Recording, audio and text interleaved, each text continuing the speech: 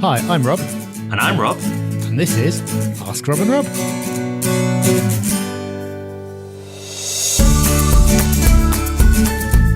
Yes, this is Ask Rob and Rob. You ask us the questions, we give you answers. You know the format, and you even know what's coming up next. We're going to tell you exactly how you can get on the show.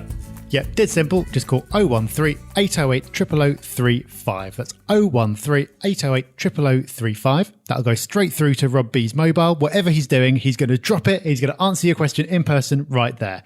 No, he's not. It'll just be a voicemail, but it sounded more exciting that way. Alternatively, you can go to thepropertyhub.net/ask and you can ask a question that way instead. Doesn't matter how you do it, just make sure you get it done. Now, Abdul's done that, Rob, and he sounds like a very wise man.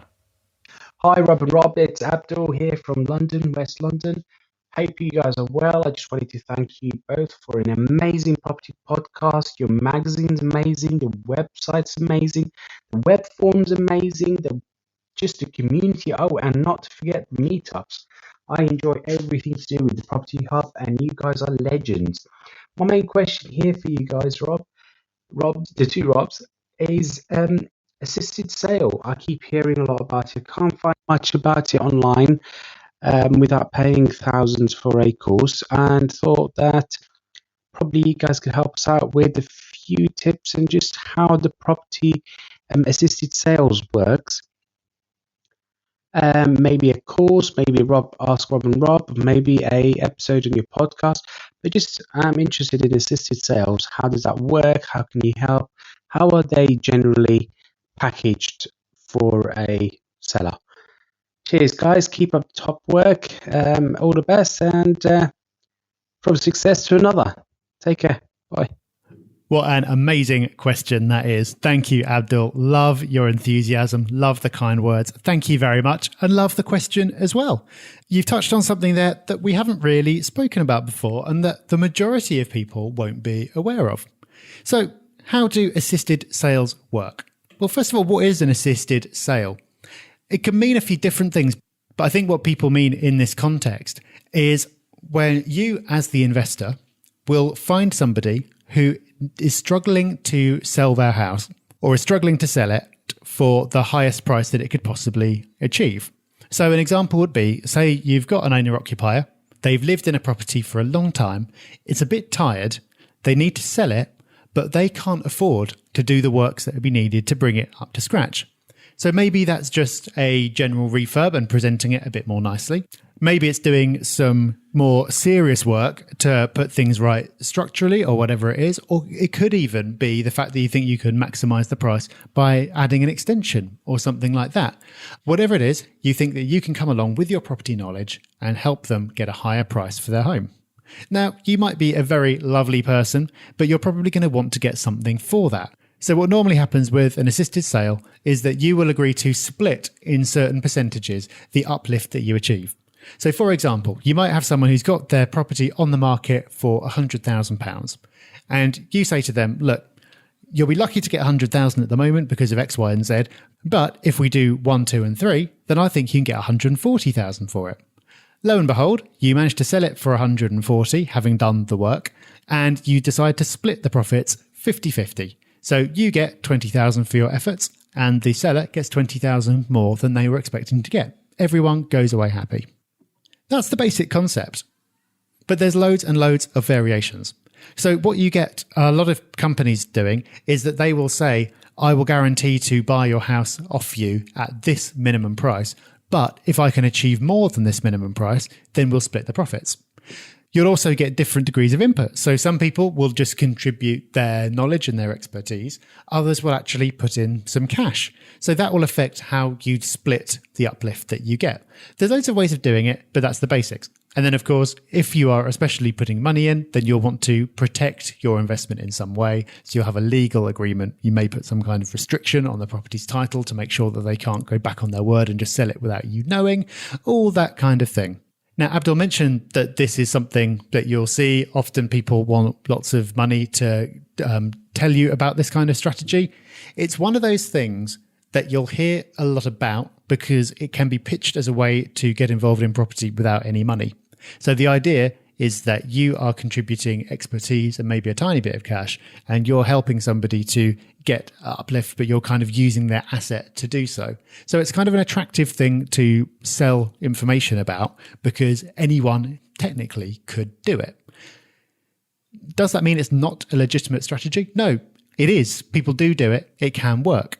But do just be cautious when you see it presented as an easy way to make money, an easy way to get started if you don't have money of your own, and that kind of thing.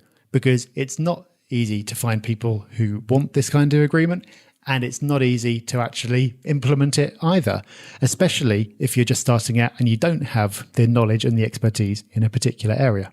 So Abdul, thank you again for the question. A really good one. It allowed us to touch on something we've never really talked about before. Hope you found the answer useful. Well done, Rob, and a good warning about those courses that teach you how to invest with no money, but want a lot of your money to teach you. Just be careful. Now, next up, we've got Ivan, and I'm happy to tell you his question is not terrible. Hi, Rob and Rob. Ivan here. I've been listening to your podcasts. They're very helpful. I've just bought my second buy-to-let property after about 6 years following your podcasts. Question is, I've heard about build to rent, and I'm looking at several new developments that are so-called build to rent. I wondered if there are any things that I should be particularly aware of in purchasing into these schemes. I don't know much. They look like normal new developments on the face of them, but I wonder if you could clarify. Thank you very much. Okay, Ivan. Build to rent, there's a few things this could mean. So I'm going to cover all of them, at least I think all of them, and we'll go from there. And if you feel there's still more you want to know, well, you've got our number to ask us. Okay, so build to rent, there's a few different avenues. Now, this could be, and I don't think you're referring to this, but there's a lot of this going on, and I think it's important for podcast listeners to be aware of them, PRS schemes. And PRS schemes are schemes that are built and funded by pension companies, then are presented in its entirety to the lettings market, the rental market. That is becoming more common. You may not hear too much about it, because why would you? It's sold to the pension company and you'll never know it was sold, and then it's put on the market and you'll never know that the pension company's put it on the market. But it's getting more and more popular, particularly in London and Manchester, seeing it a lot now. So that's one version of this. Another version of it is that some builders and developers target the buy-to-let / first-time buyer market deliberately and build their specs out for that market. Again, I don't think this is what you're referring to. It might be, but if so, yeah, it exists and one to watch, but I don't think it's that much different to what else is out there. Finally, and this might be what you've seen, and I think it's worth touching on because I think it will become more popular if it kicks off, is that there are companies now building out developments for the short-term let market. And what they're doing is building out developments in places like London and Manchester, building very nice, swanky-looking developments, and then advertising the potential to earn very attractive returns and yields on those properties, because with short-term lets, you can earn more from it.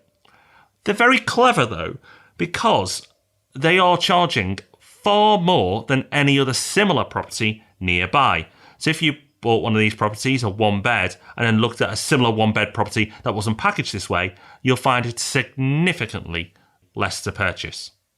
So what they're doing is they're making a huge markup and being able to charge far more for the product they're building out by presenting it as being ideal for the short-term lets market. So just be careful. I'm not saying it's not a good investment, but with a bit of work, a bit of research, and a bit of creativity, you could probably achieve it yourself for far less. So I'm not too sure which one you were going for, Ivan, but hopefully covering all three helps everybody. Okay, so in this episode, we've touched on a couple of bits of terminology that you might have heard knocking around, but not really known quite what they were, and clued you in as to exactly what they are all about. Now, useful as podcasts are, or as useful as we try to make them, there are some topics that we just can't get into in sufficient depth, and it's just not the right format. So there's another way that we try to share lots of information as well, and that is the Property Hub magazine. It comes out once a quarter. It costs you £5 per issue, including delivery to your door, and it is packed with absolutely loads of property information. So we've got all the latest news in there. We've got a location focus, so we've got a different area under the microscope each time with the help of local experts. We've got features on mortgages and short-term finance. We've got case studies galore with lots of Property Hub members, real people doing real projects that you get to be really nosy and dig into all the numbers about. It's absolutely packed, and it's written by some of the UK's most respected property and personal finance journalists. We think it's really quite good, and you should really give it a try too. Because hey, it'll only cost you £5, and if you don't like it, just cancel your subscription. You don't get tied in. And it's really easy to subscribe. Just go to thepropertyhub.net/magazine. That's thepropertyhub.net/magazine. Start your subscription there. Do it now. You'll get the next one through your letterbox, and you'll get digital access to all the back issues as well. I'll tell you what, Rob, we're techie though, aren't we? Because while you can write that URL down and go to the website, you can even text prop mag, leave a space, put your email in, and send it to 88802. So open your text message app. If you want the magazine, super simple. Get your phone out now. Go to text message. Go on, I'll wait for you. Type prop, P-R-O-P, mag, M-A-G. Sorry, I've got a 5-year-old son. And then leave a space and put your email. That's, no, I don't know what it is. You put that in and text 88802. Let's send it to 88802. And we will send you the link so you can subscribe straight away. Go do it now. Go on, we'll wait till next Tuesday. No, we won't. We've actually got things to do. But we'll be back on Thursday with the main property podcast, and we'll be back with Ask Rob and Rob next Tuesday. Until then, take care, everyone. Bye-bye. Bye-bye.